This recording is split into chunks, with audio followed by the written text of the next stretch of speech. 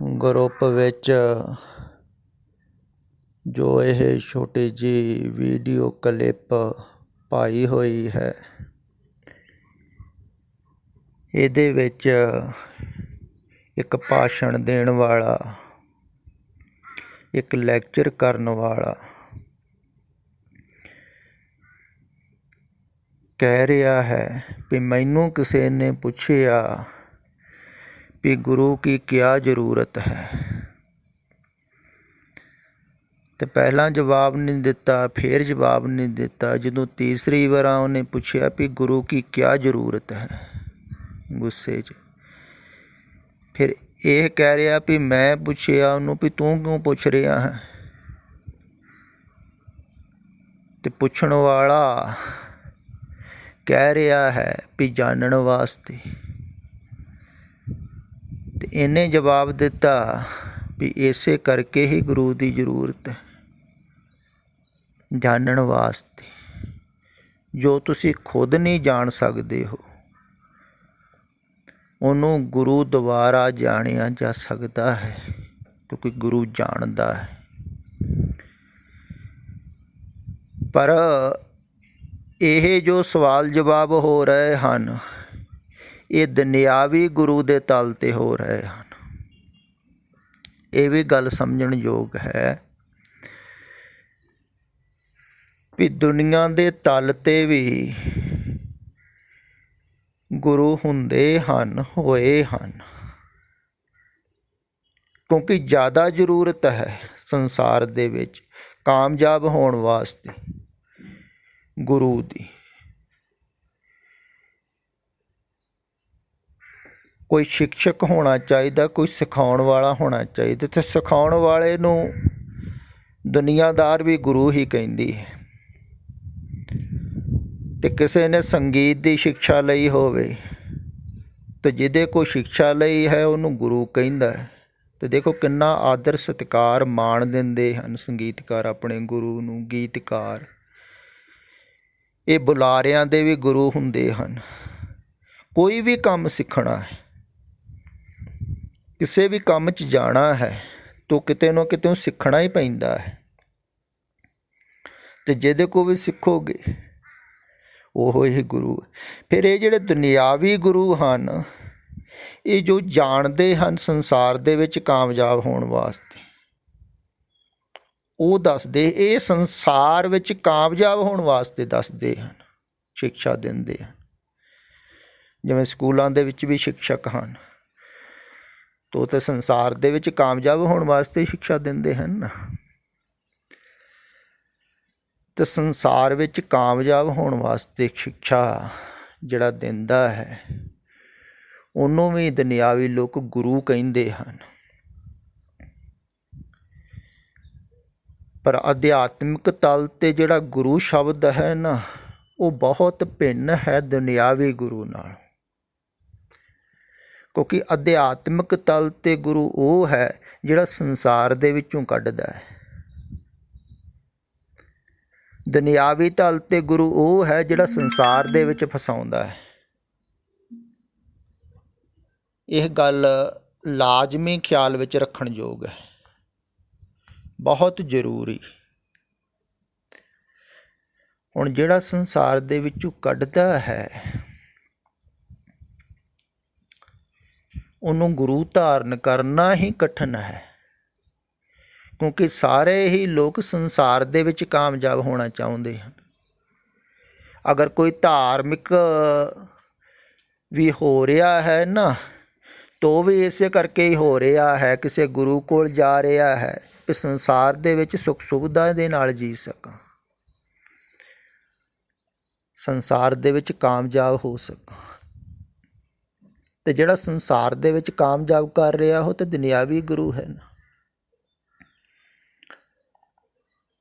ਅਤੇ ਅਧਿਆਤਮਿਕ ਜਿਹੜਾ ਹੈ ਨਾ, ਉਹ ਸੰਸਾਰ 'ਚੋਂ ਕੱਢਦਾ ਹੈ। ਅਤੇ ਜਿਹੜਾ ਕੱਢਦਾ ਹੈ ਸੰਸਾਰ ਦੇ ਵਿੱਚੋਂ, ਫਿਰ ਉਹ ਕੱਢਣ ਵਾਸਤੇ ਕੀ ਕਰਦਾ ਹੈ, ਸੰਸਾਰ ਦਾ ਹਿੱਸਾ ਜਿਹੜਾ ਤੁਹਾਡਾ ਹੈ ਉਹਨੂੰ ਮਾਰਦਾ ਹੈ, ਉਹਨੂੰ ਤੋੜਦਾ ਹੈ, ਉਹਨੂੰ ਅਲੱਗਾ ਕਰਦਾ ਹੈ। ਮਨ ਮਾਰਨ ਦਾ ਵੀ ਭਾਵ ਇਹੋ ਹੁੰਦਾ ਹੈ। ਜਿਹੜਾ ਸੰਸਾਰ ਦਾ ਹਿੱਸਾ ਹੈ ਉਹ ਹੈ ਮਨ, ਸੰਸਾਰ ਬਾਰੇ ਸੋਚਦਾ।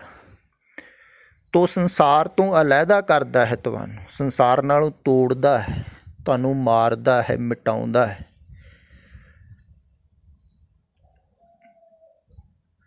ਪਰ ਸੰਸਾਰ ਵਿੱਚੋਂ ਤੁਹਾਨੂੰ ਮੁਕਤ ਕਰਦਾ ਹੈ। ਹੁਣ ਜਿਹੜਾ ਸੰਸਾਰ 'ਚੋਂ ਮੁਕਤ ਕਰਨ ਵਾਲਾ ਹੈ ਉਹ ਵਾਸਤਵਿਕ ਗੁਰੂ ਹੈ, ਜਾਂ ਜਿਹੜਾ ਫਸਾਉਣ ਵਾਲਾ ਉਹ ਵਾਸਤਵਿਕ ਗੁਰੂ ਹੈ। ਅਤੇ ਫਸਾਉਣ ਵਾਲਿਆਂ ਦੀ ਤਾਂ ਬਹੁਤ ਸੇਵਾ ਕਰਦੇ ਹਨ ਲੋਕ। ਕੋਈ ਵੀ ਵਿੱਦਿਆ ਸਿੱਖੀ ਹੋਵੇ ਕਿਸੇ ਨੇ, ਕੋਈ ਕਾਮਯਾਬ ਹੋ ਜਾਵੇ ਅਤੇ ਆਪਣੇ ਗੁਰੂ ਦਾ ਕਿੰਨਾ ਪ੍ਰਚਾਰ ਕਰਦੇ ਹਨ ਲੋਕ। ਦੇਖੋ, ਕਈ ਵਾਰ ਮੈਨੂੰ ਇਉਂ ਲੱਗਦਾ ਹੈ ਵੀ ਇਹ ਦੁਨਿਆਵੀ ਗੁਰੂਆਂ ਦੇ ਜਿਹੜੇ ਸ਼ਿਸ਼ ਹਨ ਨਾ, ਭਾਵੇਂ ਛੋਟਾ ਮੋਟਾ ਕੋਈ ਕਾਰੋਬਾਰ ਹੀ ਸਿੱਖਿਆ ਹੋਵੇ, ਉਹ ਜ਼ਿਆਦਾ ਇਮਾਨਦਾਰ ਹੁੰਦੇ ਹਨ। ਕੋਈ ਵੀ ਪੁੱਛੂਗਾ ਨਾ ਉਹਨੂੰ ਝੱਟ ਦੱਸਣਗੇ ਮੇਰਾ ਫਲਾਨਾ ਗੁਰੂ ਹੈ, ਮੈਂ ਉਹਦੇ ਕੋਲ ਸਿੱਖਿਆ ਹੈ। ਭਾਵੇਂ ਇੱਟਾਂ ਲਾਉਣਾ ਹੀ ਸਿੱਖਿਆ ਹੋਵੇ, ਕੋਈ ਵੀ ਕੰਮ ਸਿੱਖਿਆ ਹੈ, ਲੱਕੜ ਦਾ ਸਿੱਖਿਆ ਹੈ ਜਾਂ ਲੋਹੇ ਦਾ ਸਿੱਖਿਆ ਹੈ ਜਾਂ ਸੋਨੇ ਦਾ ਸਿੱਖਿਆ ਹੈ ਜਾਂ ਹੋਰ ਬੇਅੰਤ ਜੋ ਵੀ ਕੰਮ ਹੈ ਸਿੱਖਣਾ ਪੈਂਦਾ। ਅਤੇ ਜਿਹੜਾ ਸ਼ਿਕਸ਼ਕ ਹੈ ਉਹਦੀ ਉਸਤਤ ਕਰਦੇ ਹਨ। ਅਤੇ ਬਹੁਤੇ ਤਾਂ ਮਾਂ ਦੀ ਵੀ ਉਸਤਤ ਕਰਦੇ ਹਨ, ਕਿਉਂਕਿ ਮਾਂ ਵੀ ਪਹਿਲੀ ਸ਼ਿਕਸ਼ਕ ਹੈ। ਉਹਨੇ ਹੀ ਤੁਰਨਾ ਸਿਖਾਇਆ, ਉਹਨੇ ਬੋਲਣਾ ਸਿਖਾਇਆ। ਅਤੇ ਪਹਿਲੀ ਸ਼ਿਕਸ਼ਕ ਤਾਂ ਮਾਤਾ ਪਿਤਾ ਹੀ ਹੋਏ ਨਾ। ਆ ਪਿੱਛੇ ਜੇ ਮਦਰ ਡੇ ਸੀ, ਦਿਨ ਮਨਾਉਂਦੇ, ਤਾਂ ਉਹਦੇ 'ਤੇ ਬੜੇ ਮੈਸੇਜ ਭੇਜਦੇ ਇੱਕ ਦੂਸਰੇ ਨੂੰ।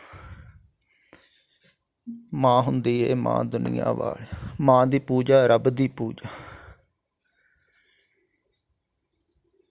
ਅਤੇ ਲੋਕ ਸਮਝਦੇ ਵੀ ਹਨ ਵੀ ਠੀਕ ਹੈ, ਮਾਂ ਰੱਬ ਦੀ ਪੂਜਾ, ਵੀ ਮਾਂ ਨੇ ਹੀ ਪਹਿਲੀ ਸਿੱਖਿਆ ਦਿੱਤੀ ਹੈ ਸਾਨੂੰ। ਪਰ ਮਾਂ ਵਾਸਤਵਿਕ ਦੇ ਵਿੱਚ ਮਾਂ ਉਹ ਹੁੰਦੀ ਹੈ ਜਿਹੜੀ ਸਿੱਖਿਆ ਦੇਵੇ ਸੰਸਾਰ ਦੇ ਵਿੱਚੋਂ ਨਿਕਲਣ ਵਾਸਤੇ। ਅਤੇ ਅਧਿਆਤਮਿਕ ਤਲ 'ਤੇ ਉਹਨੂੰ ਮਾਂ ਕਿਹਾ ਹੈ। ਕਹਿੰਦੇ ਹਨ ਨਾ, ਆਮ ਸਧਾਰਨ ਕਹਾਵਤ ਹੈ ਵੀ ਇੱਕ ਤਾਂ ਫਰੀਦ ਜੀ ਦੀ ਮਾਂ ਹੋਈ ਹੈ, ਇੱਕ ਧਰੂ ਦੀ ਮਾਂ ਹੋਈ। ਐਸੀਆਂ ਮਾਵਾਂ ਹੋਈਆਂ ਹਨ ਜਿਨ੍ਹਾਂ ਨੇ ਆਪਣੇ ਬੱਚਿਆਂ ਨੂੰ ਪਰਮਾਤਮਾ ਵੱਲ ਲਾਇਆ, ਸੰਸਾਰ ਵਿੱਚੋਂ ਕੱਢਿਆ। ਪ੍ਰਹਿਲਾਦ ਦੀ ਮਾਂ ਨੇ ਵੀ ਕੱਢਿਆ, ਉਹਨਾਂ ਦਾ ਹੀ ਹੱਥ ਸੀ। ਰਾਜ ਭਾਗ ਵਿੱਚ ਨਹੀਂ ਲਾਇਆ, ਰਾਜ ਭਾਗ ਤੋਂ ਉਲਟੀ ਸਿੱਖਿਆ ਦਿੱਤੀ, ਉਲਟੇ ਸੰਸਕਾਰ ਦਿੱਤੇ। ਇਸੇ ਕਰਕੇ ਤਾਂ ਪ੍ਰਹਿਲਾਦ ਚਾਹੁੰਦਾ ਹੀ ਨਹੀਂ ਹੈ ਮੈਂ ਰਾਜ ਭਾਗ ਸਾਂਭਾਂ।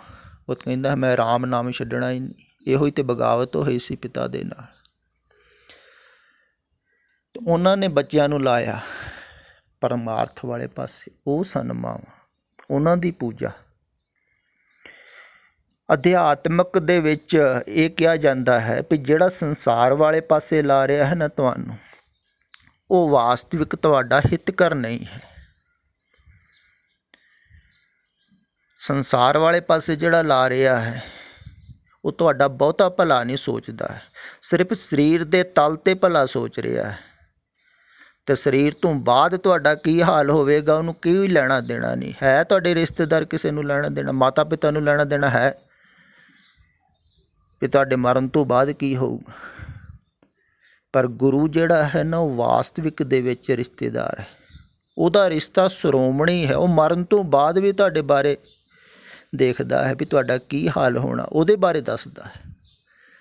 ਜੀਂਦੇ ਜੀਤੇ ਤਾਂ ਰੋਟੀ ਮਿਲ ਹੀ ਜਾਂਦੀ ਹੈ, ਕਹਿੰਦਾ ਮਿਲ ਹੀ ਜਾਣੀ ਹੈ, ਜਿਹਦੇ ਕੋਲ ਨਹੀਂ ਹੈ ਉਹਨੂੰ ਵੀ ਮਿਲ ਹੀ ਜਾਂਦੀ, ਰੱਬ ਦਿੰਦਾ ਮਰਨ ਤੋਂ ਬਾਅਦ। ਅਤੇ ਮਾਤਾ ਪਿਤਾ ਜੀਵਨ ਵਾਸਤੇ ਤੁਹਾਨੂੰ ਸਿੱਖਿਆ ਦਿੰਦੇ ਹਨ, ਸੰਸਾਰ 'ਚ ਕਾਮਯਾਬ ਹੋਣ ਵਾਸਤੇ ਸਿੱਖਿਆ ਦਿੰਦੇ ਹਨ।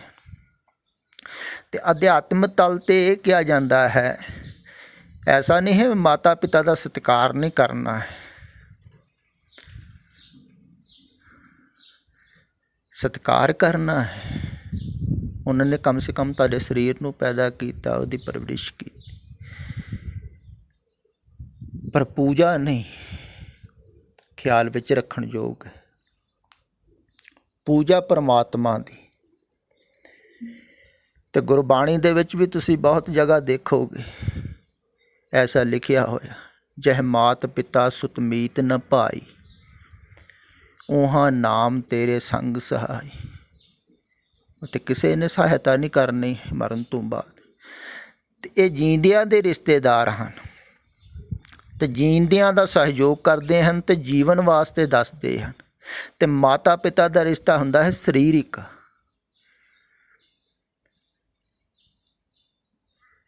ਅਤੇ ਗੁਰੂ ਦਾ ਰਿਸ਼ਤਾ ਜਿਹੜਾ ਹੈ ਨਾ ਉਹ ਸਰੀਰਿਕ ਨਹੀਂ ਹੁੰਦਾ ਹੈ। ਖਿਆਲ ਵਿੱਚ ਰੱਖਣਾ ਹੈ, ਬਹੁਤ ਜ਼ਰੂਰੀ। ਗਹਿਰੇ ਗੱਠ ਬੰਨ੍ਹ ਕੇ ਰੱਖ ਲਓ। ਇਹੋ ਜਿਹੀਆਂ ਰਿਕਾਰਡਿੰਗਾਂ ਨੂੰ ਵਾਰ-ਵਾਰ ਸੁਣਿਆ ਕਰੋ, ਤੁਹਾਨੂੰ ਭੁੱਲ ਜਾਂਦੀਆਂ। ਗੁਰੂ ਦਾ ਰਿਸ਼ਤਾ ਹੈ ਆਤਮਿਕ, ਗੁਰੂ ਰੂਹ ਦੇ ਨਾਲ ਰਿਸ਼ਤਾ ਹੈ ਤੁਹਾਡਾ ਗੁਰੂ ਦੀ, ਕਿਉਂਕਿ ਗੁਰੂ ਰੂਹ ਹੈ, ਗੁਰੂ ਸਰੀਰ ਨਹੀਂ ਹੈ। ਅਤੇ ਜਦੋਂ ਤੁਹਾਡਾ ਰਿਸ਼ਤਾ ਗੁਰੂ ਦੇ ਨਾਲ ਸਰੀਰ ਦੇ ਨਾਲ ਹੋ ਗਿਆ ਨਾ, ਉਦੋਂ ਫਿਰ ਬਾਹਰ ਦਾ ਹੋ ਗਿਆ, ਸੰਸਾਰਿਕ ਹੋ ਗਿਆ।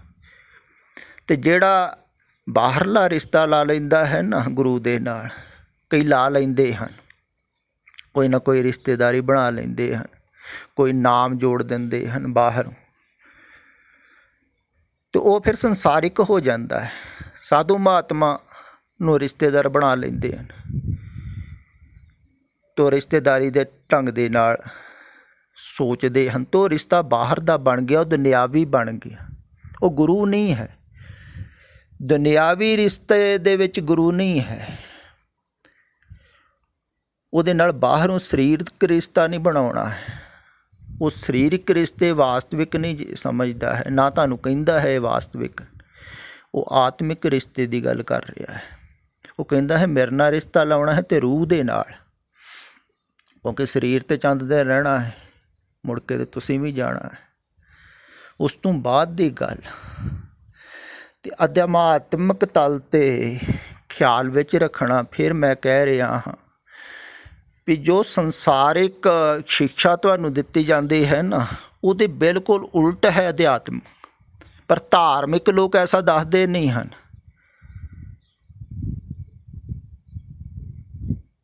ਹੁਣ ਤੁਸੀਂ ਵਾਰ-ਵਾਰ ਗੀਤਾਂ ਦੇ ਵਿੱਚ, ਕਵਿਤਾ ਦੇ ਵਿੱਚ ਮਾਂ ਦੀ ਉਸਤਤ ਸੁਣੋਗੇ, ਬਹੁਤ ਕੀਤੀ ਹੈ ਮਾਤਾ ਪਿਤਾ ਦੀ ਉਸਤਤ, ਮਾਂ ਦੀ ਪੂਜਾ ਕਰਨ ਵਾਸਤੇ ਬਹੁਤ ਕਿਹਾ ਹੈ, ਬਹੁਤ ਸੇਵਾ ਕਰਨ ਵਾਸਤੇ ਕਹਿੰਦੇ ਹਨ। ਇਸਲਾਮ ਜਗਤ ਦੇ ਧਾਰਮਿਕ ਲੋਕ ਵੀ ਬਹੁਤ ਪ੍ਰਚਾਰ ਕਰਦੇ ਹਨ। ਅਤੇ ਫਿਰ ਖਿਆਲ ਵਿੱਚ ਰੱਖਣਾ, ਨਿਰਾਦਰ ਨਹੀਂ ਕਰਨਾ ਹੈ, ਪਰ ਪੂਜਾ ਵੀ ਨਹੀਂ ਕਰਨੀ। ਹੁਣ ਗੁਰੂ ਨਾਨਕ ਦੇਵ ਜੀ ਆਪਣੇ ਮਾਤਾ ਪਿਤਾ ਨੂੰ ਛੱਡ ਕੇ ਚਲੇ ਗਏ, ਉਹਨਾਂ ਨੇ ਸੇਵਾ ਨਹੀਂ ਕੀਤੀ, ਤਾਂ ਉਹਨੂੰ ਤੁਸੀਂ ਉਹਨਾਂ ਨੂੰ ਕੀ ਕਹੋਗੇ ਜਿਹੜੇ ਮਾਤਾ ਪਿਤਾ ਦੀ ਸੇਵਾ ਕਰਨ ਵਾਸਤੇ ਕਹਿੰਦੇ ਹਨ। ਗੌਤਮ ਬੁੱਧ ਚਲੇ ਗਏ ਛੱਡ ਕੇ, ਕਿੰਨੇ ਨਹੀਂ ਗਏ ਹਨ ਛੱਡ, ਪਰ ਤੁਹਾਨੂੰ ਲੱਗਦਾ ਹੈ ਮਾਤਾ ਪਿਤਾ ਦੀ ਸੇਵਾ ਨਹੀਂ ਕੀਤੀ, ਪਰ ਜਿੰਨੀ ਉਹ ਕਰ ਜਾਂਦੇ ਹਨ ਤੁਸੀਂ ਕੋਈ ਵੀ ਨਹੀਂ ਕਰ ਸਕਦੇ। ਤੁਸੀਂ ਤਾਂ ਜੀਂਦੇ ਜੀ ਦੇਖ ਰਹੇ ਹਾਂ ਵੀ ਜੀਂਦੇ ਜੀ ਉਹਨਾਂ ਕੋਲ ਨਹੀਂ ਹਨ, ਪਰ ਉਹ ਉਹਨਾਂ ਤੋਂ ਦੂਰ ਜਾ ਕੇ ਉਹਨਾਂ ਦਾ ਮੋਹ ਤੋੜਦੇ ਹਨ। ਉਹ ਬਾਅਦ ਦਾ, ਮਰਨ ਤੋਂ ਬਾਅਦ ਦਾ ਰਸਤਾ ਸਾਫ਼ ਕਰਦੇ ਹਨ। ਤੁਸੀਂ ਜੀਂਦੇ ਜੀ ਦੇਖਦੇ ਹਨ। ਅਤੇ ਜੀਵਨ ਤਾਂ ਥੋੜ੍ਹਾ ਚਿਰ ਦਾ ਹੈ, 50 60 ਸਾਲ, 70 ਸਾਲ, 80 ਸਾਲ, ਕਿੰਨਾ ਕੁ ਜੀ ਲੂ ਆਦਮੀ। ਮਰਨ ਤੋਂ ਬਾਅਦ ਤਾਂ ਲਾਈਫ ਬਹੁਤ ਲੰਬੀ ਹੋਣੀ ਨਾ, ਕਰੋੜਾਂ ਸਾਲ, ਤਾਂ ਉਹਦੀ ਗੱਲ ਵਾਸਤਵਿਕ ਹੋਣੀ ਚਾਹੀਦੀ। ਜੀਵਨ ਤਾਂ ਥੋੜ੍ਹਾ ਹੀ ਹੈ। ਅਤੇ ਉਹ ਮੋਹ ਤੋੜਦੇ ਹਨ ਆਪਣੇ ਮਾਤਾ ਪਿਤਾ ਤੋਂ ਦੂਰ ਜਾ ਕੇ, ਕਿਉਂਕਿ ਮਾਤਾ ਪਿਤਾ ਦਾ ਸਰੀਰ ਨਾਲ ਮੋਹ ਹੁੰਦਾ ਹੈ, ਤੋਂ ਸਰੀਰ ਦਾ ਮੋਹ ਤੋੜਦੇ ਹਨ। ਜਿਨ੍ਹਾਂ ਦਾ ਸਰੀਰ ਨਾਲ ਮੋਹ ਹੈ, ਜਿਹੜੇ ਰਿਸ਼ਤੇਦਾਰਾਂ ਦਾ, ਉਹਨਾਂ ਰਿਸ਼ਤੇਦਾਰਾਂ ਤੋਂ ਦੂਰ ਜਾਂਦੇ ਹਨ, ਉਹਨਾਂ ਦਾ ਤੋੜਦੇ ਹਨ। ਪਰ ਜਿਨ੍ਹਾਂ ਦਾ ਸਰੀਰਕ ਰਿਸ਼ਤਾ ਨਹੀਂ ਹੈ, ਸ਼ਬਦ ਦੁਆਰਾ ਰਿਸ਼ਤਾ ਬਣਿਆ ਹੈ, ਅੰਦਰ ਦਾ ਬਣਿਆ ਹੈ, ਉਹਨਾਂ ਦਾ ਰਿਸ਼ਤਾ ਵਾਸਤਵਿਕ ਹੈ, ਉਹਨੂੰ ਗਾੜਾ ਕਰਨਾ ਹੈ। ਦੇਖੋ, ਖਿਆਲ ਵਿੱਚ ਰੱਖੋ, ਸਰੀਰਕ ਰਿਸ਼ਤੇ ਨੂੰ ਤੋੜਨਾ ਹੈ, ਆਤਮਿਕ ਰਿਸ਼ਤੇ ਨੂੰ ਜੋੜਨਾ ਹੈ। ਇੱਥੇ ਦੋਹਰਾ ਕੰਮ ਹੁੰਦਾ ਹੈ। ਇਸ ਗੁਰੂ ਦਾ ਬੜਾ ਦੋਹਰਾ ਕੰਮ ਹੈ। ਬਾਹਰਲਾ ਗੁਰੂ ਸੰਸਾਰਿਕ ਕੀ ਕਰਦਾ ਹੈ, ਜੋ ਸਿੱਖਿਆ ਹੈ ਉਹ ਤੁਹਾਨੂੰ ਸਿਖਾ ਕੇ ਤੇ ਲਹਿਦਾ ਹੋ ਜਾਂਦਾ ਹੈ। ਪਰ ਇੱਥੇ ਜਿਹੜਾ ਅਧਿਆਤਮਿਕ ਗੁਰੂ ਹੈ ਨਾ, ਅਲੱਗਾ ਨਹੀਂ ਹੁੰਦਾ ਹੈ। ਉਹ ਤੁਹਾਨੂੰ ਜੋੜਦਾ ਜੋੜਦਾ ਜੋੜਦਾ, ਉਹ ਤਾਂ ਅਲੱਗਾ ਹੁੰਦਾ ਹੀ ਨਹੀਂ ਹੈ, ਇੱਕ ਹੀ ਜੋੜੀ ਜਾਂਦਾ ਹੈ, ਉਹ ਤਾਂ ਪੱਕਾ ਹੈ। ਤੋ ਅਲੱਗਾ ਨਹੀਂ ਕਰਦਾ ਹੈ, ਪਰ ਸਰੀਰਕ ਤਲ 'ਤੇ ਉਹ ਅਲੱਗਾ ਕਰਦਾ ਹੈ, ਕਿਉਂਕਿ ਸਰੀਰ ਮਿਥਿਆ ਹੈ, ਝੂਠ ਹੈ। ਉਹ ਇਉਂ ਹੈ ਜਿਵੇਂ ਘੁਮਾਰ ਘੜੇ ਨੂੰ ਨਹੀਂ ਬਣਾਉਂਦਾ ਹੈ। ਤੁਸੀਂ ਦੇਖਿਆ ਹੈ ਕਦੀ? ਚਾਕ 'ਤੇ ਰੱਖ ਕੇ ਨਾ ਮਿੱਟੀ ਨੂੰ, ਅਤੇ ਇੱਕ ਹੱਥ ਅੰਦਰ ਰੱਖਦਾ ਅਤੇ ਇੱਕ ਬਾਹਰ ਰੱਖਦਾ, ਤਾਂ ਬਾਹਰੋਂ ਥੋੜ੍ਹੀ ਥੋੜ੍ਹੀ ਚੋਟ ਕਰਦਾ ਰਹਿੰਦਾ ਅਤੇ ਉਹ ਘੜਾ ਬਣਦਾ ਰਹਿੰਦਾ। ਕਿਸੇ ਨੇ ਨਹੀਂ ਦੇਖਿਆ ਤਾਂ ਦੇਖ ਲਿਓ। ਅਤੇ ਦੋਵੇਂ ਹੱਥਾਂ ਦੇ ਨਾਲ ਘੜਾ ਬਣਦਾ ਹੈ, ਇੱਕ ਅੰਦਰੋਂ ਸੰਭਾਲਣ ਵਾਲਾ, ਦੂਸਰਾ ਚੋਟ ਕਰਦਾ ਹੈ ਬਾਹਰੋਂ। ਅਧਿਆਤਮਿਕ ਗੁਰੂ ਐਸਾ ਹੈ, ਇੱਕ ਹੱਥ ਦੇ ਨਾਲ ਤੁਹਾਨੂੰ ਸੰਭਾਲਦਾ ਹੈ, ਦੂਸਰੇ ਹੱਥ ਦੇ ਨਾਲ ਚੋਟ ਕਰਦਾ ਹੈ, ਤਾਂ ਕਿ ਤੁਸੀਂ ਵਾਸਤਵਿਕ ਘੜੇ ਬਣ ਸਕੋ। ਉਹ ਘੜਾ ਬਣੋ ਜਿਹੜਾ ਪਰਮਾਤਮਾ ਦੇ ਹਸਤ ਦੇ ਵਿੱਚ ਜਾਣਾ ਹੈ। ਇਹੋ ਜਿਹਾ ਪਿਆਰਾ ਘੜਾ ਉਹ ਬਣਾਉਂਦਾ ਹੈ, ਕਿਉਂਕਿ ਪਿਆਰੇ ਹੱਥਾਂ ਨਾਲ ਬਣਾਉਂਦਾ ਹੈ। ਗੁਰੂ ਦਾ ਪਿਆਰ ਹੈ, ਉਹ ਘੜੇ ਨੂੰ ਬਣਾਉਂਦਾ ਹੈ ਬੜੇ ਪ੍ਰੇਮ ਦੇ ਨਾਲ। ਇੱਕ ਅੰਦਰ ਹੱਥ ਰੱਖਦਾ, ਇੱਕ ਚੋਟ ਕਰਦਾ, ਅਤੇ ਐਸਾ ਕੰਮ ਹੈ। ਸਰੀਰ ਨਾਲੋਂ ਤੋੜਦਾ ਹੈ ਅਤੇ ਰੂਹ ਨਾਲ ਜੋੜਦਾ ਹੈ।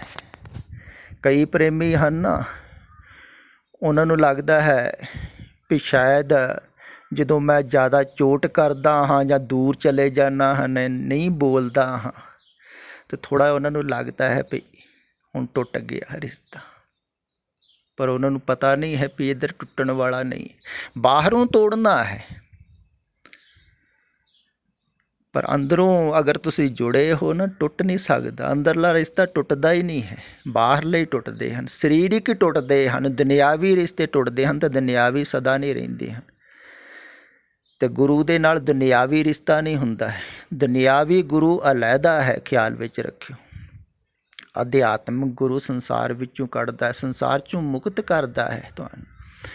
ਦੁਨਿਆਵੀ ਗੁਰੂ ਸੰਸਾਰ 'ਚ ਫਸਾਉਂਦਾ ਹੈ। ਆਪ ਮੁਕਤ ਕਰੇ ਸੰਸਾਰ।